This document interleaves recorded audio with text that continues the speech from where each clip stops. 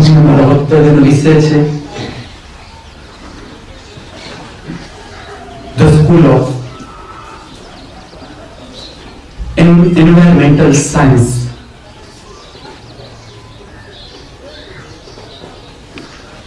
પર્યાવરણ વિજ્ઞાનની શાળા.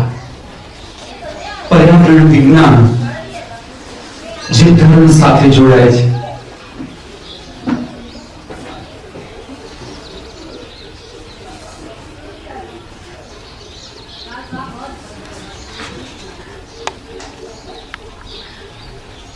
પર્યાવરણ વિજ્ઞાન જે ધર્મ સાથે જોડાય છે એની શાળાની જે સંકલ્પના છે, સ્કૂલનો જે કન્સેપ્ટ છે મારા હૃદયમાં, હું કેટલાક ઉદાહરણો દ્વારા સ્પષ્ટ કરીશ. એની શરૂઆત આવી રીતે કરું છું કે મને મારી મા સાથે બહુ જ લગાવ રહ્યો. નાનપણથી ખૂબ જ પ્રેમ કરતો મારી માં. જો હું જાઉં છું પર્યાવરણ તરફ, શરૂઆત કરું છું માં. એની મારા ઉપર બહુ પ્રેમ હતો, મને એના ઉપર બહુ જ પ્રેમ હતો.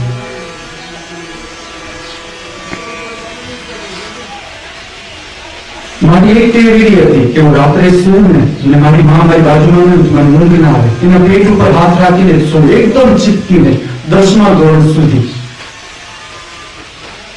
મારી માં ત્યારે મને એમ નથી કે હવે તું મોટો થયો મારી સાથે ન સુવાય, આવી રીતે ન સુવાય. હું એના પેટ ઉપર હાથ રાખીને ખૂબ ચીપકીને સૂતો.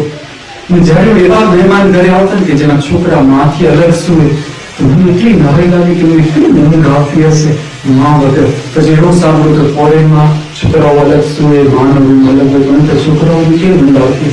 હું તમને એક વસ્તુ કહું, 11 સાયન્સમાં હું હોસ્ટેલમાં ગયો ને, સૌથી વધુ મને તકલીફ પડે ઊંઘ જ ના આવે રાતના. કારણ કે મારી ટેવ જ હતી કે માં સાથે જ એને ચીપકીને સૂવું, એના પેટ ઉપર હાથ રાખી. મને ખૂબ જ એક મીઠો અનુભવ થતો એની પાસે કે એને આખો દિવસ કામ કર્યું હોય, એની સાડીમાંથી પસીનાની, પછી જે શાકના વઘાર કર્યા હોય, ને આખો દિવસ પોતાની મોજમાં જ ગાતી હોય ને કામ કરતી જતી હોય. ગાતી આખો દિવસ કામ જ કરે ને રાત્રે સુઈ જાય. એનો જે સાડીનો છેડો હોય ને એ મારા મોઢા ઉપર આમ પડ્યો, એમાં પસીનાની ને શાકના વઘારની ગંધ આવતી હોય. એમાં ઊંડે સુધી જવા દો ને એના સ્પર્શ ને ઊંડાણ સુધી અનુભવ કરું. જો એમાં એક ઘટના એમ બને છે કે જેમ જેમ પ્રેમનું ઊંડાણ પોતાની અંદર ઉતરતો જતો, પોતાની અંદર કે શું થાય છે, એટલી બધી મીઠાશ, એક હૂંફ. તો એક મને અનુભવ એવો શરૂ થયો કે મારી માં છે ને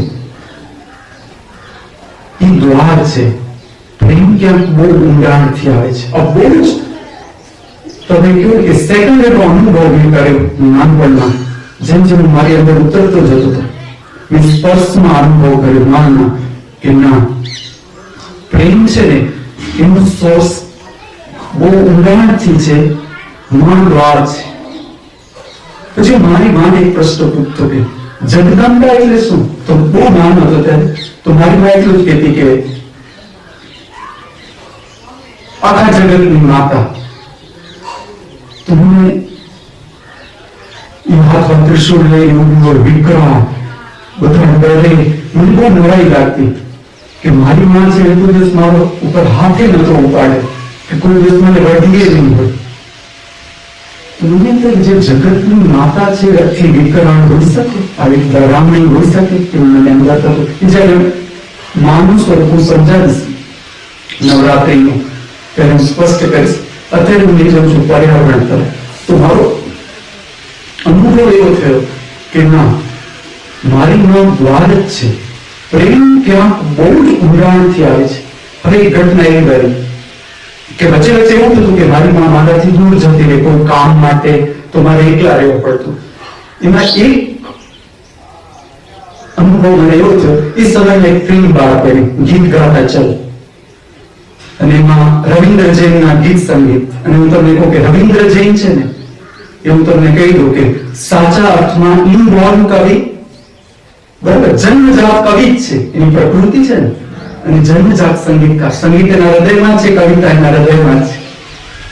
એના ગીતોના તમે શબ્દો જો, જે ગીત મને સ્પર્શ્યું, धरती मेरी माता पिता आसमान, मुझको तो अपना सा लागे सारा जहां. મને એટલું કંઈક જબરજસ્ત સ્પર્શ્યું આ ગીતમાં. ધરતી મેરી માતા પિતા આસમાન, મુझको तो अपना सा लागे सारा जहां. મારી અંદર જાણવામાં આ ગીત ઊંડાણમાં કોઈ મૂળતા વિસ્તાર તરફ લઈ ગયું. અને મને ત્યારે જ એક મને નાનપણથી એક વસ્તુ થતી કે હું 40 વર્ષ પછી ઘરમાં નથી, હું આગળ નીકળી જઈશ ધર્મના કામ માટે, ઘર છોડી દઈશ, એવું થતું.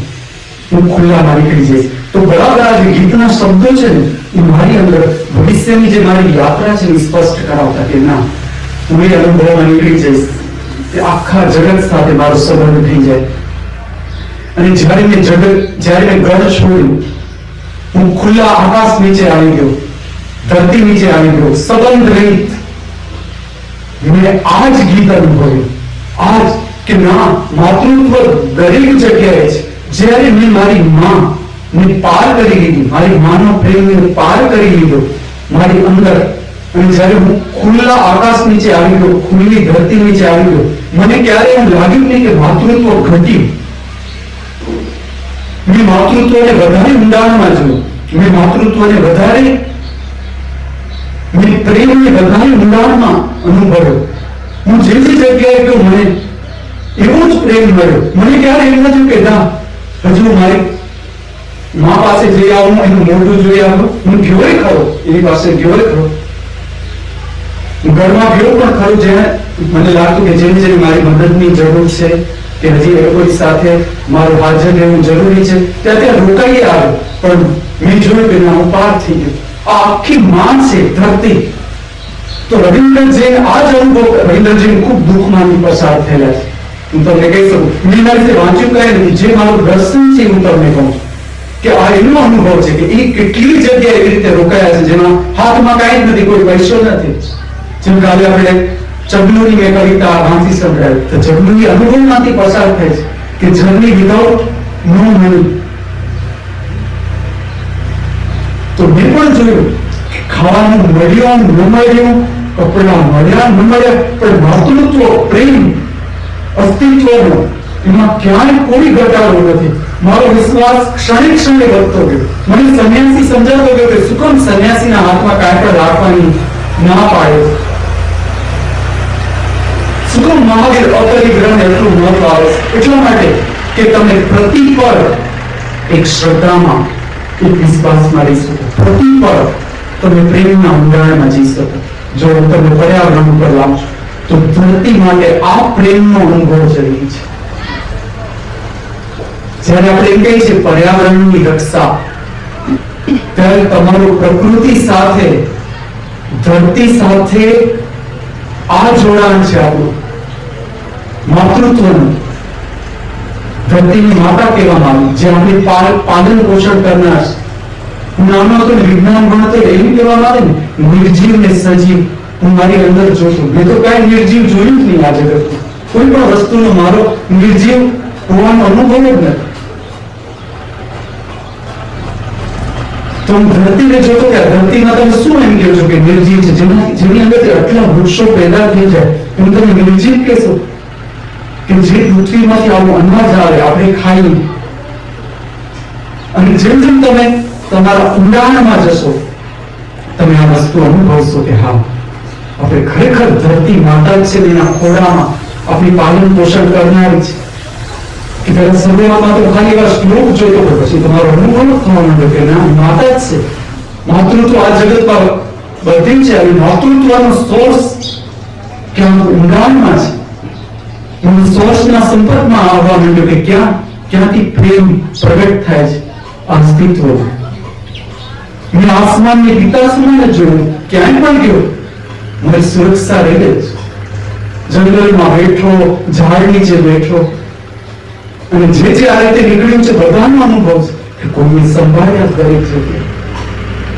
તો આ પર્યાવરણ વિજ્ઞાન જેને સમજવું છે, જેને પ્રકૃતિની પ્રેમ કરવો છે એના માટેનું પહેલું પગથિયું આપું છું। धरती मेरी माता, पिता आसमान, मुझको तो अपना सा लागे सारा जहां। આ અનુભવમાંથી જ્યારે તમે પસાર થાવ ત્યારે તમે પર્યાવરણની સાચા અર્થમાં તમે પર્યાવરણના રક્ષક થઈ શકો।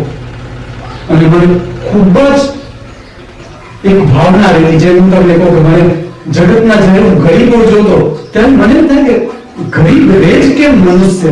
કારણ કે હું અંદરથી જોતો કે આજે જગતમાં એટલું બધું કામની કોઈ જરૂર જ નથી, સમજનો અભાવ છે આજે મનુષ્યના જીવનમાં। હું તો એમ કહું કે આજે જગતમાં બે જ વર્ગ હોવા જોઈએ।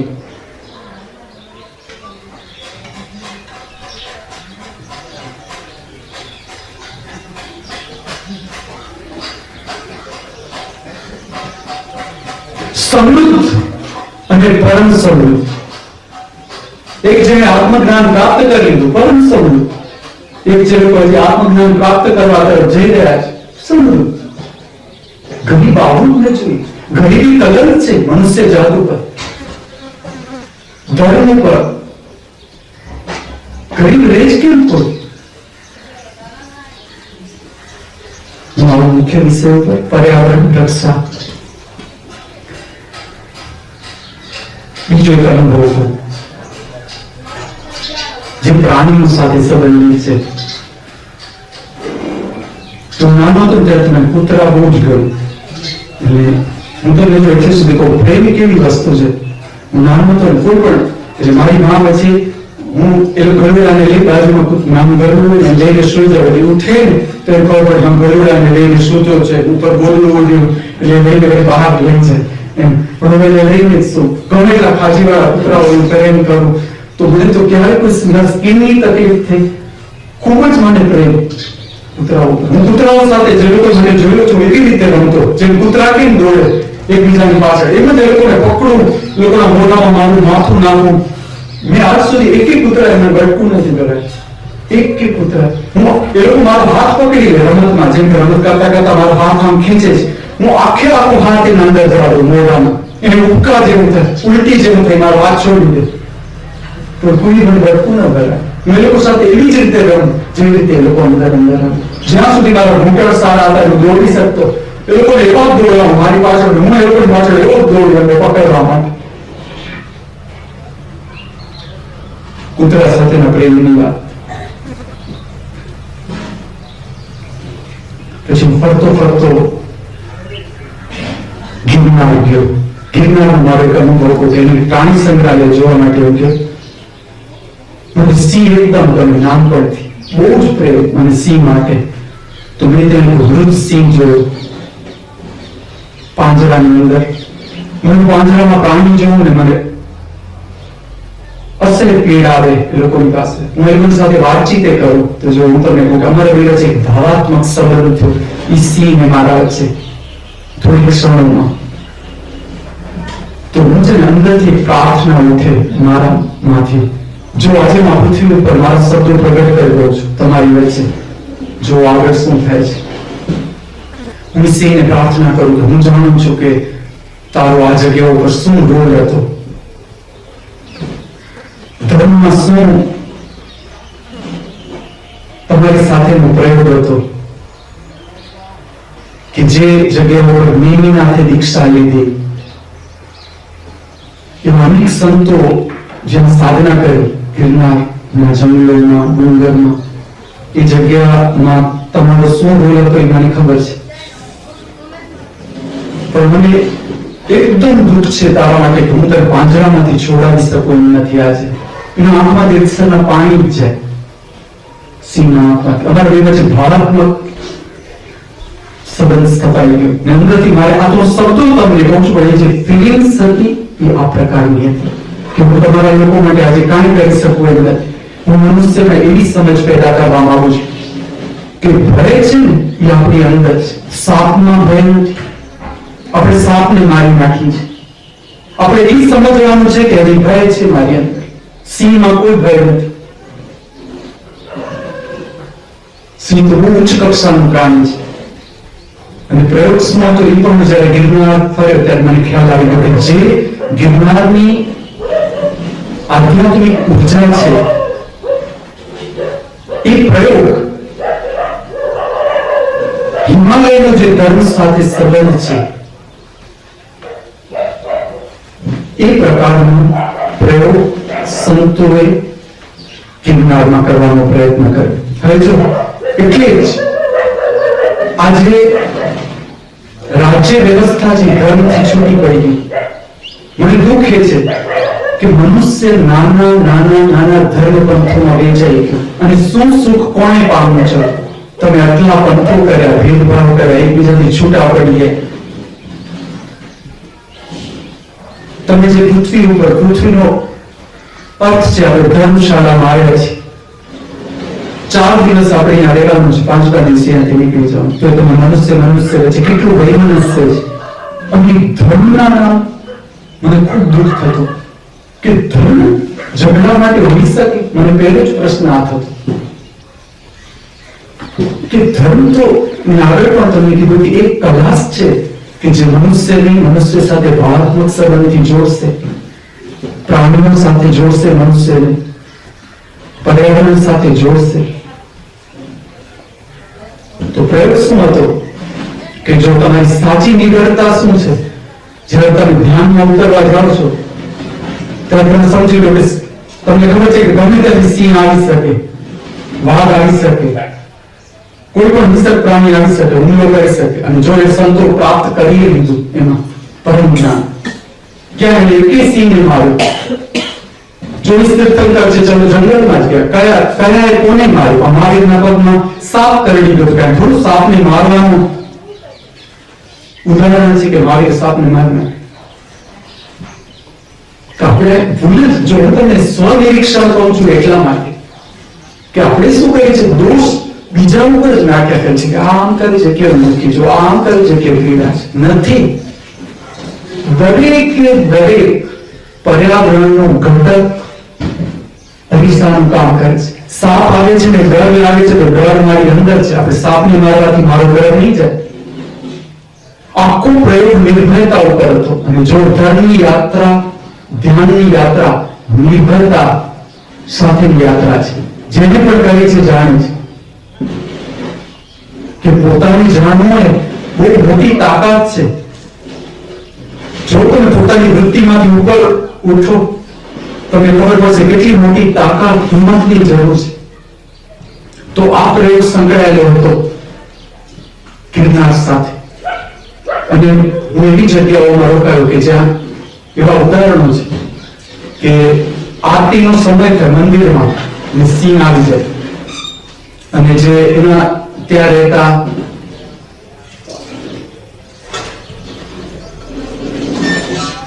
જે ઋષિઓ એ સિંહ સાથે વાર્તાલાપ કરવા માટે જતા કોઈના પર એટેક ન કરે સિંહ, પણ આરતીના સમયે મંદિરમાં આવી જાય. અને સિંહ એટલે ઉચ્ચ કક્ષાનો, જેને આપણે પ્રાણી કહીએ કે પ્રાણીની અંતિમ યોની છે. સિંહમાંથી કેટલાય, જેમ કે મહાવીર છે એ સિંહમાંથી છે, પ્રાણી યોનીમાં સિંહમાંથી છે. જે હું તમને કહું કૃષ્ણ છે ગાયમાંથી છે. જે ધર્મ હું તમને નતું કીધું કે મૂર્તિ, હું તમને રહસ્ય કહ્યું. હું ધર્માનંદજી એમ કહેતો હતો કે આપણે જે ત્યાં ભગાભાઈના ઘરની સામે આપણે જે વૃક્ષની જે મૂર્તિ મૂકવાની છે એ આપણે એવી રીતે મૂકવાની છે કે એમાં ગાય અને કૃષ્ણ જાવે, બંસી વગાડતા કૃષ્ણ, પાછળ ગાય અને વૃક્ષ તો છે જ, પણ મૂર્તિ આમ છે. તમે જોશો પીપળાનો વૃક્ષ તો કૃષ્ણ છે ને એ વૃક્ષમાં પીપળો છે. જે એની ચેતનાની ગતિ છે કૃષ્ણની જીવનની સંકેત આપેલો છે કે પીપળાની ગતિમાંથી પ્રાણીમાં ગાય છે અને પછી પરમ દશાને પ્રાપ્ત થઈ જાય છે કૃષ્ણ. અને પોતાનું કામ પૂરું કરવા ફરીથી જન્મ લે છે, જેને આપણે અવતારી પુરુષ કહીએ છીએ. જે એના જીવન સાથે સંકળાયેલી ઘટનાઓ છે એ તો એ કામ પૂરું કરવા માટે આવે છે, સંદેશ આપવા માટે આવે છે, સાધના માટે નથી ઉતરતા કૃષ્ણ આ પૃથ્વી ઉપર. પણ એ પવિત્ર યાત્રાને મૂર્તિમાં લીધી છે. અપર્યાવરણ સાથેનો સંબંધ. એટલે મને સિંહ સાથે આ બધું આજે અત્યારે હું તમારી સાથે શેરિંગ કરું છું કે આ જગત ઉપર મારા શબ્દો વહેતા મૂકું છું. આજ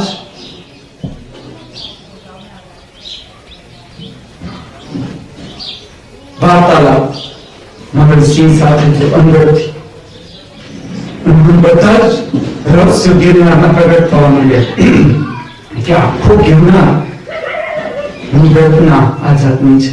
જો તમે એક સમય હતો ભારતમાં કે ધર્મ ગુરુ વગરનો રાજા ન હોઈ શકે. આ એ ભારત છે.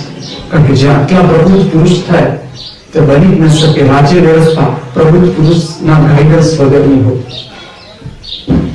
તો એક સમય હતો કે રાજા ગુરુ સાથે સંબંધિત હતા. કારણ કે એ વ્યવસ્થા નીચે હતું ભારત કે જેમાં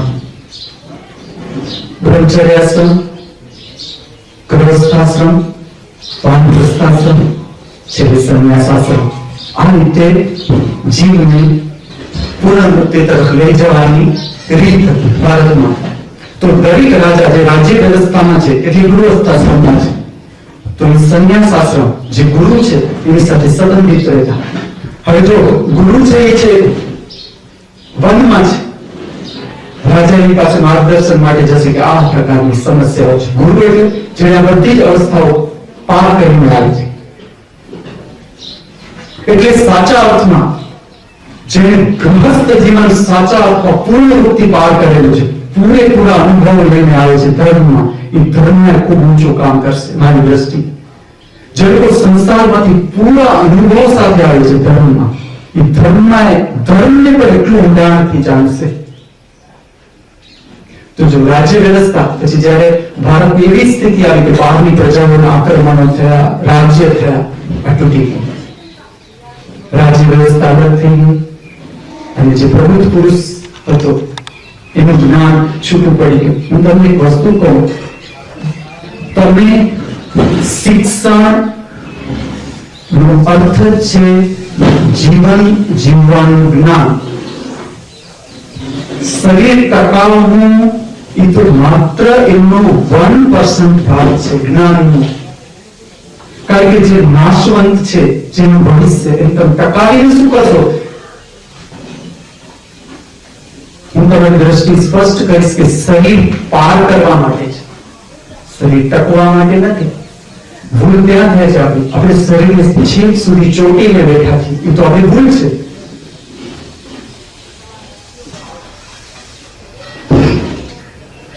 તો પર્યાવરણ નું વિજ્ઞાન જે ધર્મ સાથે જોડાય છે એ પ્રેમનો સંબંધ છે પર્યાવરણ સાથે. એ વિજ્ઞાન આજે વિજ્ઞાન શુષ્ક નથી. હું તમને એવું વિજ્ઞાન પ્રગટ કરવા માંગુ છું તમારી સાથે, એક એક થોથા ઉઠલાવવાની જરૂર નથી, તમારે લાઇબ્રેરી વર્ક કરવાની જરૂર નથી, પણ પોતાને સમજતા જાઓ, પોતાની અંદર ઊંડા ઉતરતા જાઓ. આ જગતના બધા રહસ્યો તમારી અંદર છે, બધા રહસ્યોના જવાબ, બધા પ્રશ્નોના જવાબ તમારી અંદર છે.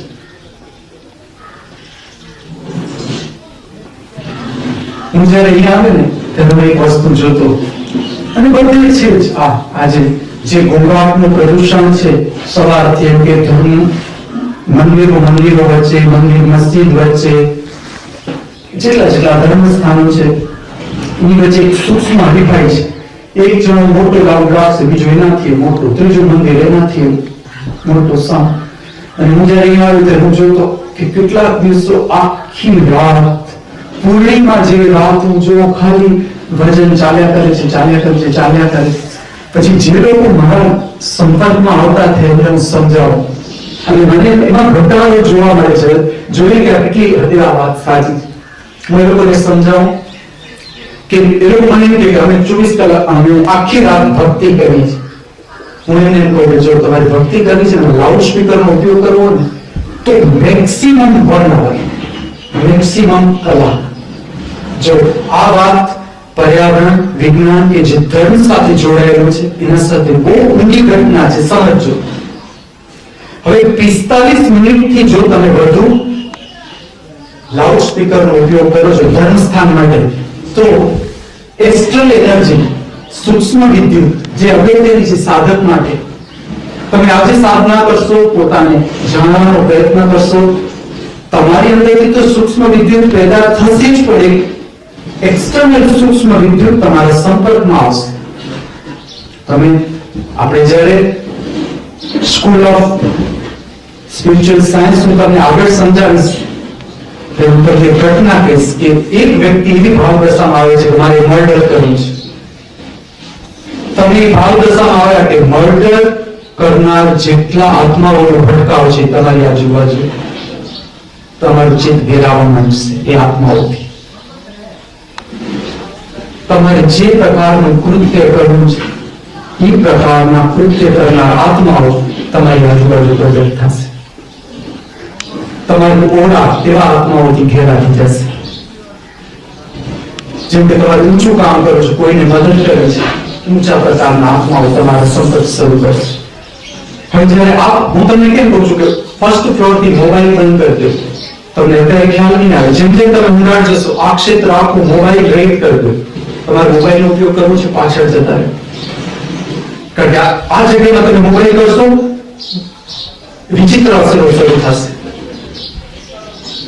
જેમ તમે મદદ કરવા માંગો છો એનું કારણ તમે મદદ નહીં કરી શકો, એને ઉપર નહીં ઉપાડી શકો, એના પ્રોબ્લેમમાં હેલ્પ નહીં કરી શકો, એવી ઘટના બનશે આ જગ્યાએથી તમે મોબાઈલ કરશો.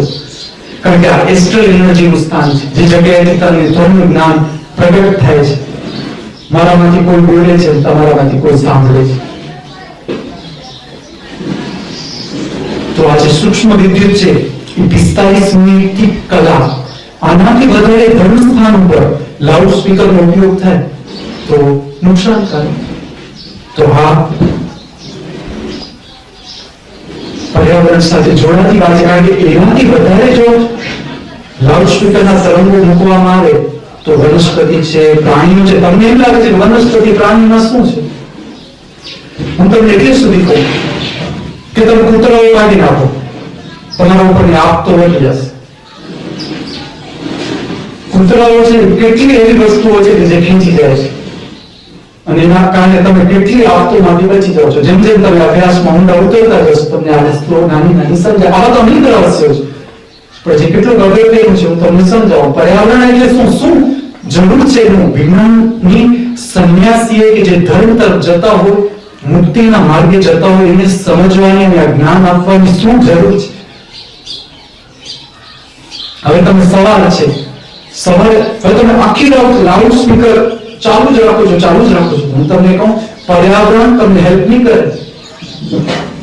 વૃક્ષોની શક્તિ છે, પ્રાણીઓની શક્તિ છે, સૂક્ષ્મ જીવોની શક્તિ છે, એનો રિવેન્જ આવશે તમારા ઉપર. જાણે અજાણે એ લોકોને ખબર નથી કે અમારામાંથી રિવેન્જ, પણ આખું જે અને તમે આખી રાત કઈ લાઉડ સ્પીકર ચાલુ છે, તમે ન સમજતા કે ભક્તિ ચાલુ છે, તમે વિરુષ છો. જો તમે જેમ ભક્તિમાં જશો તમને રેન્જ બતાવી દો 45 મિનિટથી કલાક ને આ છું ને ગાવ કરી જો. કલાક પછી તમારું મન શાંત થઈ જશે, અંતર્મુખ કરી દેવું શક્તિ. કલાક ઉપર જો જાય છે તમારો ધર્મનો મેળાવો તો એ બેહોશી તરફ લઈ જાય છે. તમારી આત્માની શક્તિ પ્રગટ નહીં થાય. દારૂ જેવું કામ થઈ રહ્યું છે, બેહોશ થતો જશે આત્મા. તમે મળતા રહે ભક્તો, તમને મારી વાત સ્પષ્ટ થઈ જશે કે આ વાત સાચી છે કે ખોટી. હવે જો સવાર સમજાવો કે હું એક સૂચના આપું છું કે સવારે ચકીને મેં કીધું કે સવારે આટલો સમય તમારે લાઉડ સ્પીકર કરવાનું 5 વાગે. જો તમને વિજ્ઞાન સમજાવો, મનુષ્ય શું કામ નિદ્રામાં જાય છે અથવા પ્રાણી શું કામ નિદ્રામાં જાય છે? તો આપણે જે ખોરાક એમને છીએ એને પચાવવા માટે, એનાથી શક્તિ મેળવવા માટે આખો દિવસ શરીરે જે કામ કર્યું છે તો એને રેસ્ટની જરૂર છે. અંદરે કામ ચાલુ છે. શરીર એટલે ખાલી બહાર નથી. તમે જો રોટલી નાખી દીધી, ચલો અંદર લોહી કેવી રીતે બન્યું, અંદર હાડકા કેવી રીતે બન્યું, પોષણ મળ્યું કેવું મેકેનિઝમ હશે જો કે રોટલી આખી ક્યાં જતી રહી ખબર નહીં પડતી. તો તમે તમારા શરીરમાં અંદર જશો ત્યારે ખબર પડશે કે બ્યુટીફુલ ઇન્સ્ટ્રુમેન્ટ આવ્યો છે અસ્તિત્વ, સુંદરમાં સુંદર. અને આ જગતનું એક ઇન્સ્ટ્રુમેન્ટ હું તમને કહું તમારા શરીરથી બહાર ન હોઈ શકે. કારણ કે મનુષ્યની શોધ છે, તો મનુષ્યની શોધ મનુષ્યથી ઉપર ન હોઈ શકે, પેરેલલ હોઈ શકે પણ મનુષ્યથી ઉપર ન જાય. તો એ બધું તમે લઈને ફરો છો. ચલો કોમ્પ્યુટર તમે અત્યારે શોધ્યા, કોમ્પ્યુટર તમારી અંદર છે. તમે જો એક વ્યક્તિ ખાલી એન્ટર થાય છે તમારો આખો ડેટા આવી જશે. ક્યારે મળ્યો તો શું, એના બાપનું નામ શું, ક્યાં કેવું કર્યું હતું વર્તન, મારથી ઝઘડ્યો તો નતો ઝઘડ્યો, સારું છે ખરાબ છે, એવા તો નહીં. તો ખાલી આ કામથી આમ થઈ આખો અંદર ચેન્જ પોતે વગર સુઈ છે 6 ફૂટનું શરીર 5 ફૂટનું શરીર 4 ફૂટનું શરીર જો તમે અંદર કેમ કામ કરે. તો નિદ્રા શું છે? જે તમે ઇમ્બેલેન્સ થઈ એનર્જી આખા દિવસમાં, તો શરીર ઓટોમેટિક મેકેનિઝમ છે. દરેક તંત્ર રાત્રિ દરમિયાન પાછી સમ્યક અવસ્થા પ્રાપ્ત કરશે ઓટોમેટિક પોતાની રીતે. પ્રાણ ઉર્જા વ્યવસ્થિત થશે રાત્રિ દરમિયાન. હું તમને ઊંઘના કલાકો એક સાધકો માટેનું ઊંઘવાનું ઉચ્ચતમ સમય કે જેમાં શરીર એક ચોક્કસ તાપમાન નીચેથી નીકળે છે. શરીર આજે તમે તાપમાન નીચેથી શરીર પૂરું નહીં નીકળે, તમે બીજા દિવસે થાક લાગશે, શરીર હળવું નહીં થાય. અને આ સમય છે 11 થી 2. એટલે તમે કોઈ પણ સાધના કરતા હો તો 11 થી 2 છે એમાં શરીર જેટલું હળવાશમાંથી પસાર થાય એટલું જરૂરી, નહીં તો તમે સાધના વિક્ષિપ્તતા તરફ જશે. મનના એવા સેન્ટર છે મગજના કે જો પૂરા કરે, કારણ કે વિજ્ઞાન છે ધર્મ એ અર્થમાં વિજ્ઞાન સાથે જોયું કે આપણે વિક્ષિપ્તતામાંથી બચાવવાની છે આંતરિક શક્તિને. જે પરમ મુક્તિની યાત્રા ઉપર છે એને આ રીતે ધર્મ લેવાનું છે વૈજ્ઞાનિક દ્રષ્ટિકોણથી. હવે આપણે સમજીએ જેમ તમે ખોરાક સમય જશે રાત્રિનો નીચે ઉતરતો જશે, મળ બનવાનું શરૂ થશે. મળાશયમાં આંતરડાનો સૌથી છેલ્લો ભાગ કે જેમાં મળ બને છે. હવે જ્યારે મળ બનવાનું શરૂ થશે ત્યારે તમારું આખા શરીરમાં મળ છે. આખા શરીરની અંદર મળ ખાલી મળાશયમાં નથી, આખું શરીર મળથી વિષાક્ત છે. એટલે તમે જોશો તો જેમ રાત્રિ પસાર થશે તમારા સપનો વધી જશે. જેને પોતાનું ઓબ્ઝર્વેશન કર્યું હોય રાત્રિનું તો એને ખ્યાલ હશે કે જેમ રાત્રિ આગળ વધે છે સ્વપ્નો વધી જશે. એનું કારણ છે કે મળ બનવાનું શરૂ થયું. મળ બનવાનું શરૂ થયું એટલે ઓક્સિજન જે તમારો શ્વાસોશ્વાસનો રેટ છે એ બદલાઈ જશે. શ્વાસોચ્છ્વાસનો અનિયમિત થઈ જશે. શ્વાસોશ્વાસ જેમ ખોરાક નીચે જશે મળાશય તરફ મળ તરફ અનિયમિત થશે શ્વાસોશ્વાસ, તો વિચારો વધી જશે કારણ કે શ્વાસોશ્વાસનો રેટ બદલાઈ ગયો. હવે પોણા પાંચનું સંગીત શું કામ આવું છું તમને સમજાવું. તમે જ્યારે તમસ અંધકારમાંથી નિદ્રામાંથી ફરીથી ભૌતિક જગતમાં આવો છો ત્યારે તમારી આજુબાજુની ઓરા, તમારી આજુબાજુનું જે વાતાવરણ છે, તમારી આજુબાજુનું પર્યાવરણ છે એમાં શુદ્ધ પવિત્ર સાત્વિક તરંગો ઉભા કરવા જરૂરી છે. તો આપણી આ જે સંગીતનો પ્રયોગ છે 45 મિનિટ એક કલાક સવારે 8માં કે જે વનસ્પતિને પણ મદદ કરશે, પર્યાવરણને પણ મદદ કરશે, કારણ કે સંગીતનો પ્રકાર જ છે. પ્રાણી પશુ પંખીની મદદ કરશે. એ લોકો જ્યારે આગળની યાત્રા કરશે ત્યારે આ સંગીત છે એમના જીવનમાં દિવ્યતા લાવવા માટે મદદ કરશે. તમે જેમ પોતાના ઉપર પ્રયોગ કરતા જશો, હું જે વાત સ્પષ્ટ કરીશ એ તમે જેમ પોતાની સાથેના પ્રયોગમાં ઉતરતા જશો તમને ખ્યાલ આવશે કે આ વાત સાચી છે.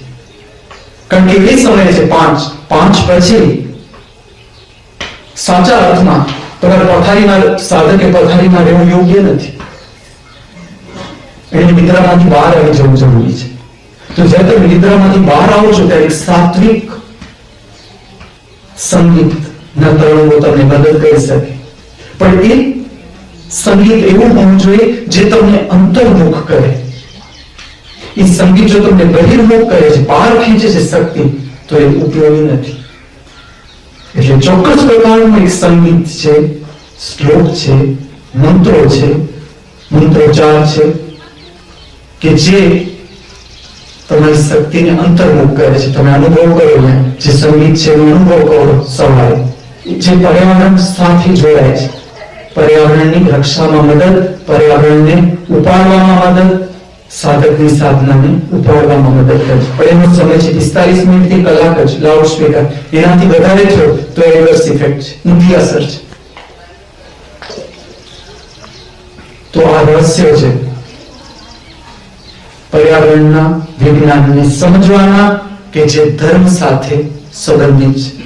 ધર્મનો અર્થ છે પોતાને જાણવાની કલા, પરમાનંદ પ્રાપ્ત કરવાની કલા, પરમાનંદ સાથે જીવન જીવવાની કલા.